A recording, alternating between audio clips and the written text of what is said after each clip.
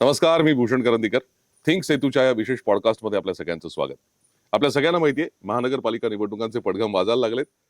त्याच अनुषंगाने ठाणे महानगरपालिकेच्या विविध प्रभागांमध्ये जे इच्छुक आहेत त्या उमेदवारांच्या मुलाखती आपण घेतोय आणि त्यांचा नेमका प्रचार कसा सुरू आहे, कोणत्या मुद्द्यावर ते प्रचार करतायत, त्यांचं विजन काय प्रभागासाठीचं, या सगळ्याचा आपण आढावा घेण्याचा प्रयत्न करतोय.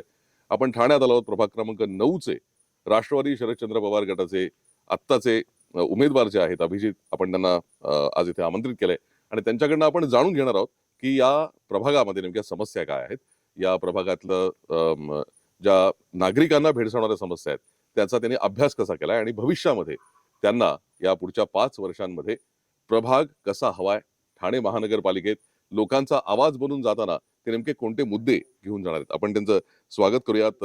अभिजित, आपलं खूप खूप स्वागत. नमस्कार. अभिजित पवार हे राष्ट्रवादी शरदचंद्र पवार गटाचे आत्ताचे उमेदवार आहेत आणि आमदार जितेंद्र आव्हाड यांचे अत्यंत जवळचे निकटवर्तीय ते मानले जातात. आपण त्यांना विचारूया की तुम्ही आव्हाड साहेबांच्या जवळ होतात, त्यांचे स्वीय सहाय्यक म्हणून सुद्धा काही वर्ष काम केलं. राजकारणात येण्याचा निर्णय कसा घेतला? स्वीय सहाय्यक म्हणता येणार नाही त्याला. ज्यावेळेस मी पक्षाचा कार्यकर्ता म्हणून काम करत होतो, मी प्रवक्ता पदावरती होतो, त्याच्यानंतर साहेबांनी मला विद्यार्थी काँग्रेसचं अध्यक्ष केलं आणि त्याच्यानंतर काही कालांतराने साहेब असेच आम्ही पार्टी ऑफिसला सगळं आंदोलन वगैरे होऊन आलो. साहेब बोलले की जरा गाडीत बस, 5-6 महिने जरा पीए नवीन येतोपर्यंत तू गाडीत बस, असं वगैरे सर्व झालं. मी गाडीत बसलो आणि तेव्हापासून मी गाडीत फिरायला लागलो. बर. जवळजवळ एक 7-8 वर्ष मी साहेबांसोबत कंटिन्यू फिरत होतो. त्यांची ते कामाची पद्धत, ज्या पद्धतीचं त्यांचं एखाद्या कामाच्या मागचं त्यांचं मागे लागणे, त्याचा पाठलाग करणे, पाठपुरावा करणे, खूप जवळून पाहिले या सगळ्या गोष्टी. आणि जवळून पाहत असताना की म्हणजे लोक कशी आकर्षित व्हावी, म्हणजे एकदा आलेला माणूस तो परत न येणार ह्याची पटकन असं उपाय योजना करावी. ओके. म्हणजे एका फोनमध्ये त्याचं काम झालंच पाहिजे की बाबा एखाद्याचं काही काम अडलंय, त्याने अर्ज केला, त्या अर्जावरती लगेच ती प्रत्येक सुनावणी झालीच पाहिजे आणि ह्याची पूर्ण माहिती ते कंटिन्यू आमच्याकडनं घ्यायची की बाबा या अर्ज आलेला, या अर्जाचा काय, या अर्जाचा काय, म्हणजे प्रत्येक अर्ज हा संध्याकाळी त्यांना दाखवायलाच लागायचा की या अर्जाचं हे काम झालं, ह्या अर्जाचं हे काम झालं, हे कम्प्लीट झालं, हे परत येतील, हे परत एकदा या अधिकाऱ्यांना फोन करावा लागेल, मग हे काम होईल. म्हणजे एवढा पाठपुरावा त्यांचा ह्या माणसांबाबतीत, म्हणजे जे भेटायला येणारे लोक असतात त्यांच्या बाबतीतला पण होता. बरोबर. म्हणूनच ती आवड पहिल्यापासूनच होती साहेबांसोबत फिरायची. ग्रेट. आणि तुमच्या कुटुंबाची पार्श्वभूमी काय? तुमच्या कुटुंबातलं कोणी समाजकारणात, राजकारणात आहे? नाही, असं कोणी नाही. माझं कुटुंब एक शेतकरी कुटुंब आहे. म्हणजे माझे वडील पूर्वी कापसाची फॅक्टरी वगैरे होती, बट त्याच्यानंतर तिला आग लागल्यानंतर म्हणजे काही अपघात झाला तिथे, मग त्याच्यानंतर ते घरीच असायचे, शेतकरी होते. अच्छा. फलटण या गावी, तरडगाव या गावामध्ये आमचं घर वगैरे, शेती वगैरे करून असं चांगलं असं चालू होतं. बरोबर. म्हणजे शेतकरी कुटुंबाची पार्श्वभूमी आहे, मात्र आव्हाड साहेबांसोबत राहिल्यामुळे त्यांची तळमळ कामं करण्याची, लोकांसाठीची, त्यांचं राजकारण बघत बघत तुम्ही शिकत होतात. आव्हाड साहेब हेच तुमचे गुरु असं म्हटलं तर वावगं ठरेल? हो, तेच तुमचे गुरु. राजकारणात मी त्यांनाच बघून आलो. जसं तुम्ही म्हणलात की ते प्रत्येक गोष्टीचा पाठपुरावा करतात आणि प्रत्येक माणसाला एकदा तो येऊन गेला, समस्या सांगून गेला की त्याला परत यायला लागायला नको याची काळजी ते घेतात. बरोबर. याच्या व्यतिरिक्त आव्हाड साहेबांकडनं तुम्ही नेमके कोणते गुण शिकलात? अभ्यासी नेतृत्व, कार्यकर्ता, म्हणजे काम करण्याची त्यांची पद्धत आहे, ज्या पद्धतीचं त्यांचं काम आहे, त्या कामांमध्ये सगळेच म्हणजे त्यांच्यावरती प्रेम करायला लागतात त्या कामांच्या बाबतीत. कारण की मतदारसंघातला कोणता माणूस असं खाली हाताने जात नाही. म्हणजे त्याचं काम ते झालेलं असतं आणि त्यांना ते काम करायची आवड आणि 100% काम करायची आवड, यात कुठलंही राजकारण वगैरे न आणता, म्हणजे सकाळी 10 वाजल्यापासून ते रात्री 2, 3, 4 वाजेपर्यंत हे सतत काम करायचे. म्हणजे कळवा हा असा वेगळा भाग पडतो, मुंब्रा वेगळा भाग पडतो. तर मग संध्याकाळी असे भेटणं होतं, ते मुंब्राच्या लोकांचंच भेटणं होतं, कारण की ते बरोबर जागे राहतात वगैरे, त्या सर्व गोष्टी असतात. पण तेही म्हणजे तेवढाच वेळ त्यांच्यासाठी द्यायचा, तेवढाच वेळ कळवावाल्यांसाठी द्यायचा. आणि दोन्ही आपले मतदारसंघ आहे, म्हणजे हा पूर्ण माझा मतदारसंघ आहे, म्हणजे कोणाशी अशी तुलना नाही करायची की हा असा, हा तसा. सर्व धर्म समभाव पद्धतीने चालणारा हा आमचा नेता आहे आणि त्या पद्धतीने काम करण्याची पद्धत आहे, म्हणून आमचं त्यांच्यावरती एवढं चांगलं प्रेम आहे. आता जसं तुम्ही उल्लेख केलात की कळवा मुंब्रा म्हणजे त्या भागामध्ये राष्ट्रवादी शरदचंद्र पवार गटाचं जबरदस्त वर्चस्व आहे, तुम्हाला खूप चांगला पाठिंबा आहे, हं. म्हणूनच तुम्ही हा प्रभाग निवडलाय? असं नाही, मी साहेबांसोबत राहायचो तेव्हा मग पूर्वी मी किसननगरला राहायचो. हम्म, मग तिथून मला पोचायला जवळजवळ 1 तास लागायचा हम्म. साहेबांच्या घरी पोचायला. रात्री 2-3 वाजायचे घरी जायला, पटकन घरी जाऊन झोपणं, सकाळी उठणं आणि परत साहेबांकडे येणं, म्हणजे 9:30-10 वाजताचा आमचा टायमिंग होता रोजचा. हम्म, त्यात आम्ही पोचू शकत नव्हतो, मी तर पोचू शकत नव्हतो, म्हणून मी मग कुठं जायचं तर मग पारसिक नगरला राहायला आलो. हम्म.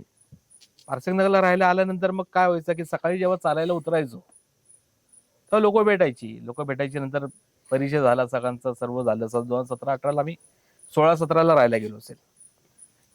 आणि मग खाली उतरलं की काही लोक यायची, सांगायचं आमचं हे काम आहे, आम्ही आपला फोन करून मोकळा व्हायचो.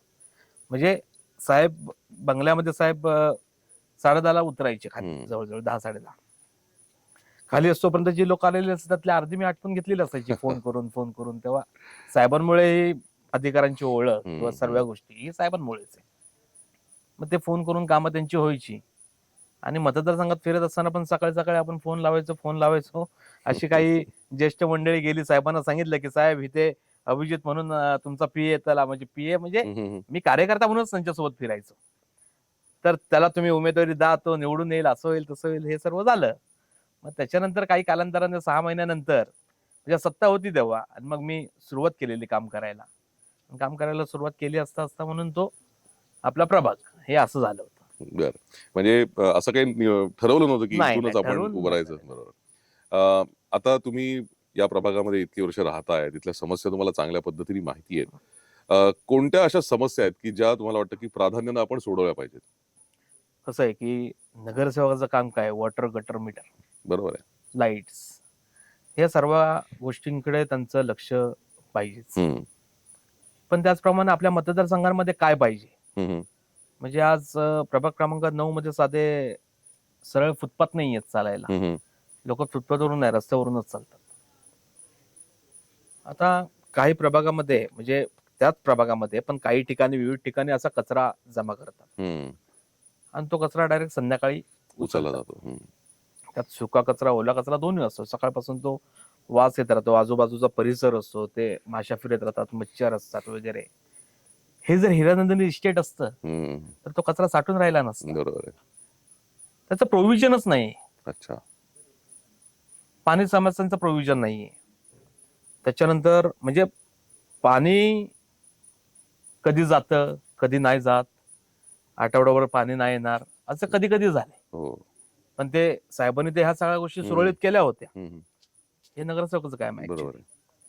पण निवडणूक जशी जवळ येते की बिल्डिंगच्या म्हणजे पाण्याच्या समस्या अशा उद्भवायला लागतात. कारण की तेव्हा कळतं की बाबा नगरसेवकाची इलेक्शन आले जवळ, आता बरोबर. निवडणूक आल्यात जवळ.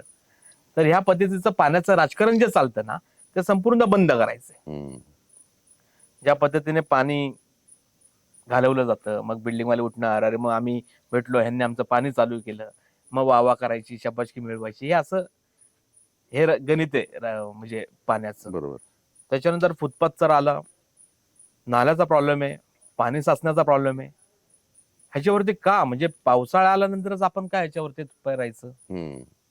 म्हणजे प्रत्येक वर्षी पाऊस आला की आपल्याला माहिती आहे की हे पाणी साठणारच. बरोबर. मग त्याचं प्रोव्हिजन आधीच का नाही करत आहे? म्हणून त्याच्या या सर्व गोष्टींमध्ये आम्ही, म्हणजे मी साहेबांसोबत फिरत असताना जो मागचा हायवे आहे, त्या मागच्या हायवेला 3 कळवट होते, त्याच्या 3चे 6 कळवट कशी होतील ह्याचा आम्ही बंदोबस्त केला आणि ते 6 कळवटही झाले. ओके. पण कसं आहे की बाबा हे काम कसं करता येईल किंवा त्या दृष्टिकोनातून सांगायचं की बाबा साहेबांकडनं साहेबच करणार. बरोबर. पण ते आपण फोनाफोनी करून सर्व गोष्टी करून त्या सर्व होतात ना कामं, मेहनत केल्याने होतात ना. बरोबर. सत्ता त्यांची आहे पण कामं आम्ही करून घेतली आहेत तिथे सर्व गोष्टींमध्ये. आज तुम्ही बघाल वागळे प्रभाग आणि काळमुंब्रा बघा, काळमुंब्रात तुम्हाला असा खड्डा नाही जाणवणार. गल्लोगल्ली कॉन्क्रीटचे आहेत, पूर्ण डांबरी रस्ते आहेत, म्हणजे आतमध्ये 90 फीट झाला, आमचा 60 फीट झाला, हा रस्ता व्यवस्थित असा झालेला आहे. म्हणजे हे साहेबांच्या माध्यमातून झालेलं आहे. पण नगरसेवकांनी ज्या पद्धतीने काम केलं पाहिजे ना ते तिथे प्रभाग क्रमांक 9 मध्ये नाही झाले. त्यात म्हणजे काय गार्डन सुद्धा नाहीये नीट. बापरे. पारसिक नगरला आज 18 वर्ष नगरसेवक आहेत विरोधी पक्षाचे. पारसिक नगरला एक गार्डन करू शकले नाही ते लोक. त्याच काहीतरी विजन आम्ही डोक्यात ठेवले. बर. म्हणजे प्रभागात फंड आले नाहीत असं तर नाहीये, फंड येत होते. फंड येत होते. बर. फंड येत होते पण ते फंड कसा युज करायचा हे विजन यांना नाही. जमलं नाही. विजन पाहिजे कामाचं. बरोबर. त्या विजन मध्ये आपण काय करू शकतो. अरे मी जर एसी मध्ये राहत असेल तर आपल्या प्रभागातील लोक पण त्या पद्धतीने राहायला पाहिजेत ना. प्रश्नच नाही. 2000 म्हणजे आधीच्या इलेक्शनच्या काळामध्ये काही जणांनी तर आपल्या अहवालामध्ये लिहिलं होतं जिथं बसस्टॉप एसी बसस्टॉप करू त्याच्याच बाजूला एसी टॉयलेटही असेल. पण आज तो बसस्टॉपही नाही आहे जागेवरती. एसी टॉयलेट लांबची गोष्ट राहिली. बरोबर. तुम्ही मगाशी कचऱ्याचा उल्लेख केलात की जागोजागी कचरा दिसायचा. तुम्ही तो थेट उचललात आणि महापालिकेत गेलात. काय झालं यापूर्वी एक बॉम्बे डाबा आहे असा भिवंडी रोडला. त्याच्या पलीकडे डम्पिंग होत होतं कचऱ्याचं आणि त्याचा संपूर्ण वास हा पारसिक नगरला यायचा, खारेगाव मध्ये यायचा सकाळी. आणि काय व्हायचं की तो कचरा म्हणजे ते जेसीबीने पोकोलीने असे खाली करून करून करून करून करून त्यात खाडीत मग खाडीतनं वाहत जायचा, कुठल्या तरी किनारपट्टीला मिळायचा. त्यामुळे हा सर्व दूषित प्रभाग झाला होता. तिथेही गेलो, गाड्या फोडल्या, टायरच्या हवा काढल्या होत्या, ओके, डंपर बंद केले होते. तदनंतर दिवाळीच्या आसपास मग इथे खारेगावमध्ये पारसिकमध्ये असाच तो कचरा असा डंप करून राहायचा. संध्याकाळी आम्ही उचलणार, 2 दिवसांनी उचलणार, 3 दिवसांनी उचलणार. आणि एक वेळ असं आलं की यांच्याकडे म्हणजे आज ठाण्यामध्ये जी परिस्थिती आहे 25-30 वर्ष शिवसेनेची सत्ता आहे. एवढी सत्ता असून पण त्याचं स्वतःचं डम्पिंग ग्राउंड बनवू शकले नाहीत. डम्पिंग ग्राउंड जर असतं तर ही वेळ आली नसती ना.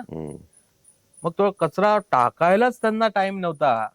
त्या नागरिकांना त्या समस्यांना सामोरं जावं लागत होतं. बरोबर. वास येत होता कंटिन्यू. तो कचरा उचलला आणि महापालिका गेटवर टाकला, बाबा तुम्हाला तरी आता जाग येईल म्हणून. फरक पडला फरक. आता उचलायला लागलेत. ओके. पण त्यांनी काय केलं, हाच कचरा घेतला आणि मग आपलं चौपाटीवरती गेले आणि तिथे डंप करायला चालू केला. आणि मग संध्याकाळी तिथून उचलायचं. म्हणजे तिथं पण सकाळी लोक चालायला येतात.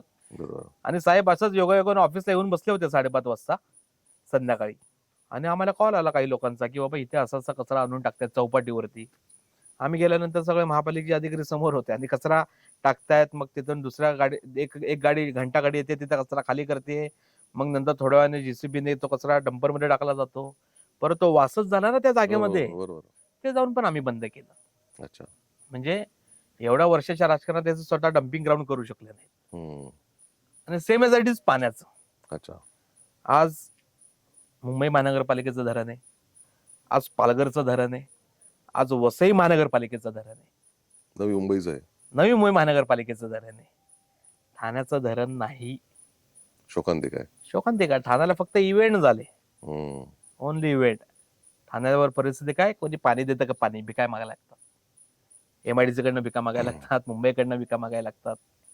पण ही आजची परिस्थिती आहे ठाण्याची. ना तुम्ही डम्पिंग ग्राउंड नीट करू शकले नाहीत, ना तुम्ही पाण्यासाठी धरण करू शकले नाहीत. म्हणजे हे मुबलक सुविधा आहेत ना या नागरिकांच्या. तुम्ही कर घेता ना आमच्याकडनं. बरोबर. कर घेतल्यानंतर आम्ही सगळं देतो तुम्हाला. मग तरी पण आम्हाला या व्यवस्था चांगल्या का नाही करू शकत तुम्ही. फक्त इव्हेंट, हे बनवलं ते बनवलं, बसस्टॉप ब्रिज झाले, हे झाले, त्यात काय मजा नाही. तो फंड सरकारचाच असतो, तुमच्या खिशातला फंड नाहीये. बरोबर. आता या पद्धतीने असं ठाण्यात लोकांना सर्वाइव्ह करावं लागतं. तुम्ही मगाशी म्हणलात तसं की नागरिकच तुम्हाला भेटतात येऊन आणि त्यांनी आव्हाड साहेबांकडे मागणी केली किंवा एक सुचवलं म्हणून असं आपण म्हणूया. आता पहिल्यांदाच निवडणूक लढताय, प्रचाराचे वेगवेगळी तंत्र वापरली जातात. बरोबर. तुमचं प्रचाराचं धोरण काय असेल? माझं प्रचाराचं धोरण, मला माझ्या प्रभागामध्ये म्हणजे आता कसं आहे की साहेबांचं आमदारकीचं इलेक्शन झालं, त्याच्यानंतर माझी ही पहिली निवडणूक असेल. आणि त्या निवडणूक मध्ये मला समोर जायचे लोकांच्या, म्हणजे मी उभा राहणार आहे. त्यामुळे थोडंसं टेन्शन असतात की बाबा ही पहिलीच वेळ आहे. साहेबांसोबत ठीक आहे, साहेबांसोबत मी 3 इलेक्शन केलेत, साहेबांचे नगरसेवकांचे इलेक्शन केलेत, फिरलोय. पण ज्या वेळेस स्वतः माणूस उभा राहतो त्यामुळे थोडे टेन्शन असतात. बाबा काय आपल्याकडनं चुका झाल्यात का नागरिकांच्या बाबतीत काय आपण कमी पडलो का. तर प्रभागामध्ये ज्या सुविधा मला पाहिजेत त्या द्यायच्याच आहेत. माझं विजन आहे. बरोबर. मला तिथं सीबीएसई स्कूल करायची, साहेबांच्या माध्यमातूनच करणार. बरोबर. पेट्रोल पंप जवळ नाहीये, त्यासाठी प्रयत्न करायचे. मला मोठं गार्डन करायचंय, मला एक क्लब हाऊस करायचंय. म्हणजे पारसिक नगर खारेगाव प्रभाग क्रमांक 9 साठी तो प्रॉपर असेल, त्याच्यामध्ये एक स्विमिंग पूल असेल, टेनिस कोर्ट असेल, क्रिकेट कोर्ट असेल, फुटबॉल कोर्ट असेल, एक त्याच्यात बरोबर एक एक नाट्यगृहाची जागा आहे त्याच्या बाजूला, म्हणजे त्याच्या आसपास तिथं नाट्यगृहही असेल. या सगळ्या सुविधा एकत्रितपणे लोकांना दिल्यानंतर लोकांना बाहेर जायची गरजच नाहीये. बरोबर. आणि हे केल्यानंतर लोक सगळ्यांना म्हणजे यांना कळायला पाहिजे होतं, डोक्यावर घेऊन नसले असते. हे गार्डन साधं गार्डन नाहीये लहान मुलांना खेळायला, नाही जाऊ शकत कुठे. खरंय. जसा माणूस राजकारणात समाजकारणात मोठा होतो त्याच्यावरती टीका होते, अपप्रचार होतो. तुमच्यावरही खोटे गुन्हे दाखल झाले आणि बरेच. बदनामी झाली. काय नेमका तो सगळा प्रसंग होता? आता हे जे गुन्हे वगैरे दाखल झाले, आता मला वाटतं मी ठाण्यामध्ये तर मी एकटा तर बॅनर लावत नाही. माझ्या वडिलांवरती एमआरटीपीचा गुन्हा दाखल झाला. त्यांचं काय केलं नसतं, आज 67 इयर्स एज आहेत त्यांचं. त्याच्यानंतर तो एमआरटीपीचा गुन्हा दाखल झाला. मी वडिलांना पोलीस स्टेशनला घेऊन गेलो. त्याच्यानंतर जे प्रोग्राम्स व्हायचे त्या प्रोग्रामचा एक एक गुन्हा तर आहे माझ्यावरती. माझा असा त्यांनी गुंड असा, हा गुंड माणूस आहे, गुंड प्रवृत्त माणूस आहे, असा माझा प्रचार बाहेर चालू आहे. तर त्या मनाने माझ्या सगळ्या आंदोलनाच्या केसेस आहेत. आणि आंदोलनाच्या केसेस असताना ज्या काही असतील, आता इलेक्शनच्या वेळेसच एक केस झाली होती. त्या केसमध्ये काय झालं होतं की मी ऑफिसमध्ये बसलोय, साहेबांचं इलेक्शन होतं, ऑफिसमध्ये बसलोय, तुमचा कोणीतरी नगरसेवक बाहेर येतो आणि माझ्या ऑफिसवरती दगड मारतो. पण मला माहित नाही बाहेर काय चाललंय. मी बाहेर उठून जास्तोपर्यंत बाहेर काहीतरी मारामारी चालू होती. मी तिथनं निघालो आणि निघून गेलो. आणि त्याच्यावरती माझ्यावरती 307 दाखल झाली. 307 दाखल झाल्यानंतर मी बाहेर गेलो. मग 50 दिवसांनी मला हायकोर्टाने जामीन झाला माझा. त्याच्यामध्येच अजून एक अधिकारी आहेत, मला नाव नाही घ्यायचं त्यांचं, त्यांच्यावरती मारहाण झाली म्हणून माझ्यावरती 307 दाखल झाली. काय नाही, एक अशी चापटी बसली असेल माझ्याकडनं, असा शर्टाच्या पुढनाचा हात गेला असेल. 307 दाखल झाली म्हणजे मोठी ताकद लावली केस दाखल करून घ्यायला त्यांनी. पण त्याच्या मागचा हेतू काय होता? जी माय माऊली साहेबांची मिसेस ऋतावहिनी आव्हाड, जी मला भावाप्रमाणे मानते, नताशा आव्हाड, ह्यांच्याबद्दल तुम्ही मारण्याचा कट रचत होता. बापरे. तो अधिकारी, त्याच्या रेकॉर्डिंग होत्या आमच्याकडे, सगळ्या गोष्टी होत्या. आणि म्हणजे आज मला चांगलं आठवतं की बाबा साहेबांच्या घरी गेल्यानंतर, पहिल्या माळावर गेल्यानंतर त्यांच्या सोबतच ते आम्हाला जेवायला देतात. आम्ही दुपारच्या वेळेस गेल्यानंतर एक ताटे पटकन, चल अभिजित आलाय जरा जेव, आम्ही जेवून वगैरे खाली उतरतो. म्हणजे आमच्या आईसारखे ना, मोठ्या बहिणीसारखे आमचे लाड असतात त्या बाबतीत. वहिनींचे, नताशाचे असतात. मी ताई म्हणतो, ती दादा म्हणते मला. परत नताशाचे मिस्टर असतील, त्यांच्या बाबतीत हाच प्रॉब्लेम झाला. अच्छा. या दोघांना संपून टाकू असं तसं, मग आवडला कळेल असं, म्हणजे या रेकॉर्डिंग मध्ये सगळ्या गोष्टी होत्या. मग त्याची काय आम्ही पूजा करणार? आम्ही काही साहेबांना विचारून जाणार? आम्ही वहिनींना विचारून जाणार तुमच्याबद्दल असा बोलला, आम्ही याला मारतो हा? आणि त्यात बिचारांना साहेबांना पण त्यात अडकवलं त्यांनी. साहेबांचं कारण काय घेणं देणंच नव्हतं त्या गोष्टींमध्ये. बरोबर. पण हे जर केलं नसतं तर तो अजून हवेत गेला असता ना. आणि एक उपायुक्त लेवलचा अधिकारी अशा गोष्टी करतो, ह्याला कुठेतरी रोग बसली पाहिजे होती ना. आणि भाईगिरीची भाषा, कुठल्या जेलमधल्या एकाचा फोन, असं करणार, हे करणार, म्हणजे या गोष्टी खूप चुकीच्या होत्या. यात आता इथे बोलू शकत नाही आपण. तो एक गुन्हा होता. म्हणजे या सगळ्या बदनामीमधनं मानसिक त्रास खूप झाला असेल. खूप झाला. बाहेर राहावं लागतंय. तडीपार केलं मला. बापरे. मी महेशार केस नंतर 307चा तो गुन्हाच नव्हता, तरी तडीपार व्हावं लागलं. 4-5 महिने बाहेर काढले. जेलमध्ये होतो, त्याच्यानंतर 4-5 महिने मी बाहेर काढले. त्याच्यानंतर इलेक्शनच्या आधी 50 दिवस मी बाहेर काढले. मला वोटिंग पण करू दिलं नाही साधं. बापरे. वोटिंग करू शकलो नाही मी साहेबांना. म्हणजे ही वृत्ती, माझ्या ऑफिसला तुम्ही आले ना, मी तुमच्याकडे नव्हतं आलो, तुम्ही माझ्या ऑफिसमध्ये घुसलात. बरोबर. ही तुमच्यावरती केस व्हायला पाहिजे होती, ते माझ्यावरती तुम्ही 3 दिवसात दाखल केली. त्यात माझी काही चुकी नव्हती. माझे फुटेज सगळे डिलीट कोणी केले? मी नाही केले ना. माझ्या ऑफिसला आल्यानंतर म्हटल्यावरती फुटेज माझ्याकडे आहेत म्हणून मी खुश होतो. बरोबर आहे. पण ते पोलीस आता काय कोणी काढून नेले, काय डिलीट झाले, यात मला तथ्यामध्ये जायचं नाहीये. पण या सगळ्या गोष्टींमध्ये जे चुकीचं झालं ते खरंच चुकीचं आहे, निंदनीय आहे. असं राजकारण आयुष्यात कधी पाहिलं नव्हतं. म्हणजे राजकारण असं असेल हे बाबा मला वाटलं नव्हतं. की पूर्वीचं बघायचो, म्हणजे पूर्वी माझे बाबा वगैरे सांगायचे की बाबा राजकारण ठीक आहे, सगळे एकमेकांना सांभाळून घ्यायचे, सभागृहात मांडायचे, बाहेर येऊन मिठी मारून बोलायचे, पण कमरेखाली वार कधीच झाले नव्हते. बरोबर. ते आताच्या राजकारणात होत आहेत. याचा कुटुंबाला किती त्रास झाला या सगळ्या खूप झाला. म्हणजे वडिलांवरती MRTP दाखल झाली, आई वडिलांना त्रास, मिसेसला त्रास, खूप म्हणजे या खूप गोष्टी झेलल्या आहेत. नाही सांगू शकत आता याच्यावर. तुमच्या आईला पण हॉस्पिटलमध्ये जाताना काहीतरी अडवलं होतं आणि माझ्या बहिणीच्या किडन्या डॅमेज झाल्या होत्या. अच्छा. तर ते पुण्याला ऑपरेशन करायचं बोलत होतं. माझा हट्ट होता की नाही, आपण इथे ज्युपिटरला ऑपरेशन करून टाकूया. मी डॉक्टरांना भेटलो. डॉक्टरांना भेटल्यानंतर सगळं कोटेशन वगैरे काढलं. मग त्याच्यानंतर आम्ही सर्व कुटुंबाने ठरवलं की बाबा इथे ऑपरेशन करून घेऊया. 3 महिन्याची प्रोसेसच आहे किडनी ट्रान्सप्लांट करायची असेल तर, घरच्यांची कोणाची असेल तर. घरात ठरलं की बाबा आईची किडनी द्यायची. आई पण तयार झाली होती, कारण की आईच बोलत होती की माझा किंवा माझा भाऊ आहे, त्यांना आता यात नको ओढायला, मी माझी किडनी देते म्हणून. किडनी ट्रान्सप्लांटचं ऑपरेशन हे 3 महिने झाले. इंटरव्ह्यू झालं, शासनाचा इंटरव्ह्यू होतो त्याच्यामध्ये. शासनाचा इंटरव्ह्यू झाला.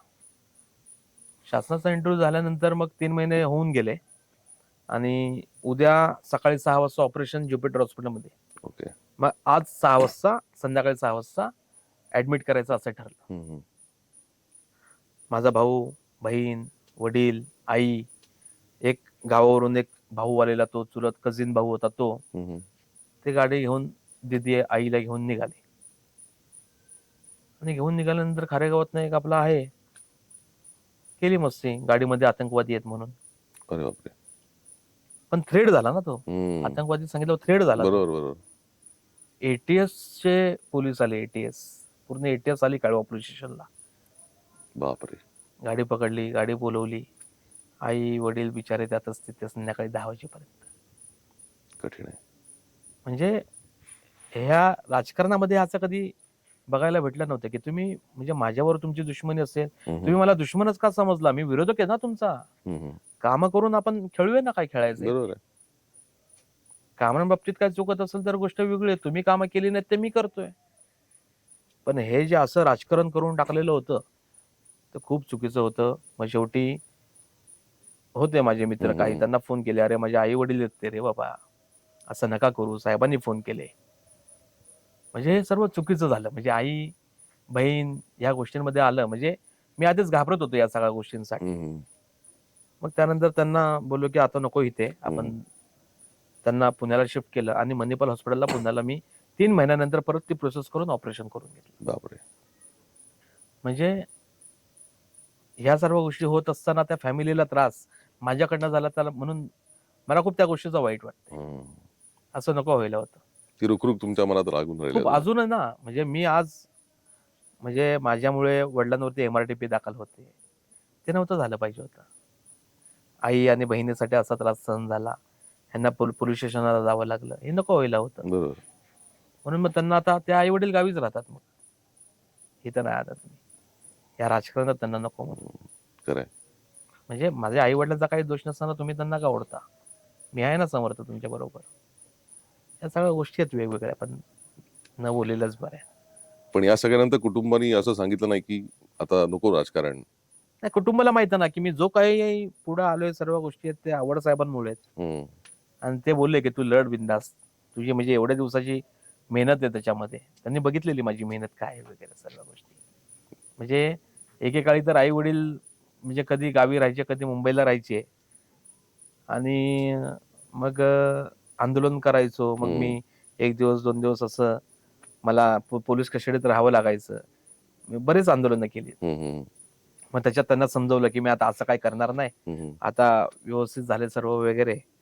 तर त्याच्यात एक सिव्हिल हॉस्पिटलच्या डॉक्टरांवरती शाई फेक केली मी. अच्छा. का तर एक पेशंट होतं, ते ऑफ झालं, डेड झालं होतं त्याच्यामध्ये. तर मी शाई फेक केली आणि त्याच्यानंतर मला वाटलं की काय आज उद्या आई वडील येणार आहेत, काय जाऊ आपण, मग जामीन होईल वगैरे. नंतर मला कोर्टाने 5 दिवसाची शिक्षा पीसी सुनावली, पोलीस कस्टडी. मग आई वडिलांना असं निघताना निरोप द्यायला लावला. आई वडील कुलूप खोलत होते आणि तसेच परत गावी गेले. म्हणजे तेव्हा असं या सर्व गोष्टींचा काय नव्हतं, बिझनेस तेवढा सेट नव्हता बरोबर आहे. किंवा काही गोष्टी नव्हत्या. हम्म. म्हणून एक 2015-16ची गोष्ट आहे, 15ची-14ची अशी. त्यातून ते म्हणजे शेतकरी कुटुंब आहे, गरिबातून वरती आलेलं कुटुंब आहे, त्यामुळे ते या होते. पण आता नाही, आता एकदम पूर्णपणे पाठिंबा आहे. पण ह्या सगळ्या गोष्टींमुळे मी डिस्टर्ब झालो होतो. त्यामुळे ते साहजिक आहे. होते, पण चालू असतात सगळ्या गोष्टी. पण तुम्ही ओव्हरऑल आता तुमची सगळी कारकीर्द सांगितली राजकारणातली, ही बंडखोर वृत्ती लहानपणापासूनच तुमच्यात आहे का? हो, पूर्वीपासून. कारण की मी कॉलेजमध्ये असताना मी सीआरसी इलेक्शन, जीएससी इलेक्शन जिंकून आलोय. आणि म्हणजे सीआरसी वगैरे इलेक्शन होतं. मी कर्मवीर भाऊराव पाटील केबीपी कॉलेजला होतो. अच्छा. आणि त्याच्यामध्ये एक सीआरसी इलेक्शन आहे म्हणून मॅडम, एक आपटे मॅडम म्हणून माझ्या टीचर होत्या. त्या बोलल्या की असं असं म्हणजे कोण कोण उभे राहते, म्हणजे ते लगेच चिठ्ठ्या लिहून द्यायच्या असतात, नावं लिहून वगैरे. तर मी आणि अजून 4-5 जण उभे राहिलो असतो, पण मी आपला खोडकर असायचो आणि मला माहितच नव्हतं की म्हणजे वर्गामध्ये काहीतरी एक 42-52 लोक होती आणि मला मतदान 65 कसं झालं. मी यांनी चिठ्ठ्या डबल अशा चिठ्ठ्या लिहून सगळ्यांनी दिल्या होत्या. अच्छा. आणि माझ्यासोबत उभे होते ते 1 जण, 2 जण, 3 जण, अशा 2-3 मतं त्यांना भेटली होती. नंतर जीएस साठी उभा राहिलो. जीएस पण मी ते इलेक्शन जिंकलो होतो. जीएस वगैरे चालू होतं. कॉलेज पासून सुरुवात झाली होती म्हणजे सुरुवात झाली राजकारणाची. होती, पण राजकारणात असं पूर्णपणे येईल असं वाटलं नव्हतं. बरोबर आहे. म्हणजे निवडणुकीच्या राजकारणात तुम्ही आला असं तुम्हाला वाटलं नव्हतं. पक्षाचं राजकारण किंवा असं चालू असतं. जसं तुम्ही आव्हाड साहेबांबद्दल सांगितलं, वहिनींबद्दल सांगितलं, या सगळ्या कठीण काळामध्ये वहिनींनी तुम्हाला कसं सपोर्ट केला? वहिनीचा सपोर्ट खूप असतो. आता वहिनी तेवढेही ओरडतात, रागावतात प्रचंड, चुकलं की पूर्ण म्हणजे काय खैर नसते त्यावेळेस. पण ते तेवढ्या पुरतं असतं. म्हणजे ज्या पद्धतीने साहेब आहेत, ओरडून नंतर त्यांना पण वाईट वाटतं, तसंच वहिनींना पण वाईट वाटतं. आता कसं असतं की मी त्या अधिकाराचं प्रकरण सांगितलं, ते केलं. त्यानंतर वहिनी आल्या पोलीस स्टेशनला, पीसी मध्ये असताना आम्ही झापला आम्हाला, कोणी सांगितलं हे करायला, असं तसं हे ते वगैरे सर्व गोष्टी. म्हणजे आतून काही जण येतात की बाबा काय टेन्शन घेऊ नका वगैरे बोलतात. वहिनी ओरडून गेला. नंतर त्यांनाच वाईट वाटलं आणि आम्ही जेलमधनं सुटताना वहिनी बिचारा दुपारी 3 वाजल्यापासून त्या संध्याकाळी 7:30 वाजेपर्यंत त्या ठाणे जेलच्या बाहेर होत्या. म्हणजे एक वेगळं असं ती माऊली म्हणजे आईसारखं प्रेम देते, म्हणजे लहान भाऊ असं समजते. मी त्यांना मोठी बहीण माझ्या आईप्रमाणे मानतो. त्यामुळे असं जे प्रेम असतं ते खूप छान आहे वहिनींचं. एक शेवटचा प्रश्न विचारतो. तुम्हालाच मतदारांनी निवडून का द्यावं, मला एका वाक्यात सांगा. मी असं बोलणार नाही की बाबा माझा मीपणा माझ्यात नाही किंवा मी ओव्हर कॉन्फिडन्स नसतो, पण मला काहीतरी काम करून दाखवायचंय. मी करून दाखवणार. संपूर्ण मतदारसंघामध्ये म्हणजे ज्या प्रभाग क्रमांक 9 मध्ये आतापर्यंत 18 वर्षाचा इतिहास आहे. 18 ते 30 वर्ष म्हणजे 20 वर्षांपासून जो प्रभाग आहे तो तसाच आहे. पारसिक नगर त्यातला वेगळा केल्यानंतर तिथं साहेबांचं स्वतःचं लक्ष असल्यामुळे काही टेन्शन नव्हतं. पण खारेगाव मध्ये बरेच इनलिगल्स वगैरे, आता कसं आहे की बाबा इनलिगल बिल्डिंग तरी बांधली, पण सत्ता तुमची आहे. मग जसा GR आहे 2011-2015 पर्यंत या घरांना बिल्डिंगला काय होणार नाही, तसं 2025 पर्यंत तुम्ही GR काढून दाखवा ना. हे लोक कुठे जातील? बरोबर. ज्यांनी त्या इनलिगल बिल्डिंग मध्ये घर घेतलं ते लोक कुठे जातील नंतर? कारण की त्यात घर घेणारा 10 ते 6 नोकरी करणारा माणूस आहे. 25,000 त्याला साधारणतः पगार आहे. एक रिक्षा चालक आहे, तो सकाळपासून मेहनत करतो, त्यांची आयुष्याची जमापुंजी त्यात टाकली. आणि तुम्ही त्यांना बिल्डर कोण? हे स्वतःच त्यांच्या घरातले. त्यांना असंच वारावर सोडून टाकलं. हे आम्ही डीपी रस्ता कॅन्सल केला, गळ्यात माळा घालून घेतल्या हारांच्या, नाचले बिसले. आणि आता काय, परत बिल्डिंगला नोटीस आलेत, परत पोलीस स्टेशन बोलवते. पोलीस स्टेशन सांगते 15 दिवसात बिल्डिंग खाली करा. आम्ही असं होऊन देणार नाही. त्या नागरिकांची काही चुकी नाही. जो बिल्डर आहे, ज्या अधिकाऱ्याने दुर्लक्ष केलं, ही सगळी त्यांची चुकी आहे. त्यामुळे त्या प्रभागामध्ये काय करायचंय, असं व्हाईट चेक दिलाय, हे असे म्हणजे सगळं नावं ठेवतात, म्हणजे काय बोलतात, पैसे इथून आले तिथून आले, असं काय नसतं. वाईट चेक दिलेले असतात, चेक बघू शकता, माझे अकाउंट चेक करू शकतात, स्टेटमेंट चेक करू शकतात. म्हणजे ही सर्व काम काम करायची आवड पाहिजे. बरोबर देवाने आहे. दिलंय, खूप दिलंय. साहेबांमुळे या गोष्टी सगळ्या झाल्या आहेत, चांगल्या आहेत, सर्व गोष्टी आहेत. तो फक्त काय आहे, हम्म. हे ताकद पाहिजे खर्च करायची, एक्झॅक्टली, इच्छाशक्ती पाहिजे. इच्छाशक्ती पाहिजे, खिशातले पैसे टाकायचे, बरोबर आहे. आणि ते मी करत असतो आणि मी करत राहील. क्या बात आहे. म्हणजे माझ्या प्रभागामध्ये आता मला काय होतंय की पारसेक नगरला रिक्षा स्टँड आतमध्ये नाही बनत आहे. तर मग काय करायचं, मग मी विचार केला, अरे आपण एअरपोर्टला त्या गोल्फ कार असतात, मग त्याच प्रभागात का नाही आणायच्या? 4 गाड्या ऑर्डर केल्या. अच्छा. त्या गोल्फ कारने लोकांना असं रस्त्यावरती सोडणार, वेगवेगळ्या ठिकाणी प्रभागात ठेवणार त्या गाड्या, त्या सोडणार, त्यांना घेऊन पण येणार. बरोबर. म्हणजे या पद्धतीने जेवढा आपल्याला प्रभाग 5 स्टार करता येईल तेवढा मी करायचा प्रयत्न करेन. खरं आहे. नागरिकांचं जेवढं जीवनमान सुसह्य करता येईल तेवढा करण्याचा Yes. तुमचा 100% प्रयत्न राहील. आता अचानक एक प्रश्न सुचला. अभिजित पवार या नावाचा फायदा होतो का? अभिजित पवार नावाचा फायदा नाही असं नाही, पण कसं आहे की बाबा ते लोकांचं मतांमध्ये कसं रूपांतर होईल माझ्याप्रमाणे, माझ्यावरती प्रेम कसं असेल, वयोवृद्ध लोकांचं कसं प्रेम असेल, त्यांच्यासाठी मी काय करू शकतो, ह्या ज्या सर्व गोष्टी आपण केल्या की बाबा त्यांच्या मनामध्ये आपण गेलो, ते मतदार आहे शेवटी. बरोबर आहे. ते आपल्याला मत दिल्यानंतर मग तो अभिजित पवार येईल ना बाहेर त्यातला. अभिजित पवार नावाने मी काय अमिताभ बच्चन नाहीये. पण लोकांची मनं जिंकता आली की सर्व काही व्यवस्थित होऊ शकतं. आणि कसं आहे की वयोवृद्ध लोक, त्यांच्यासाठी काहीतरी करता आलं मला, किंवा त्यांचे आयुष्य, त्यांचे ब्लेसिंग, त्यांचं प्रेम घेता आलं, त्यात मी खुश आहे. ते भेटलं की मला खूप खुश आहे. अभिजित पवार नाव असं नाही, पण लोकांनी म्हणजे ते लोकांचं अभिजित पवारच्या मागे उभं राहणं हे महत्वाचं आहे. खरं. आणि त्या मतदान पेटीतनं त्यांना मत देणं ते गरजेचं आहे. बरोबर. मला असं वाटतं की या सगळ्या पार्श्वभूमीवरती म्हणजे तुम्ही जे विजन सांगितलं प्रभागासाठीचं आणि तुमचं काम, तुमची बंडखोर वृत्ती, लोकांसाठी रस्त्यावर उतरून आंदोलनं करणं, Yes. त्यांना न्याय मिळवून देणं आणि त्यासोबतच सगळ्यात महत्वाचा पाठिंबा आव्हाड साहेबांचा.